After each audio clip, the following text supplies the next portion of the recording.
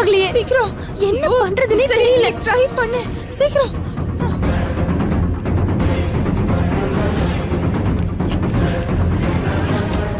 ஜானகி, என்ன இத வச்சு என்ன பண்ணணும்?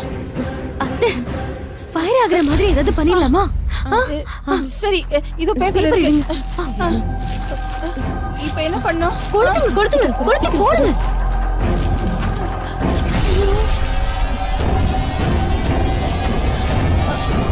பாத்து பாத்து அப்படி பிடிச்சுக்கோ. போடுங்க. அத்தை இந்தாங்க சீக்கிரம் சீக்கிரம்.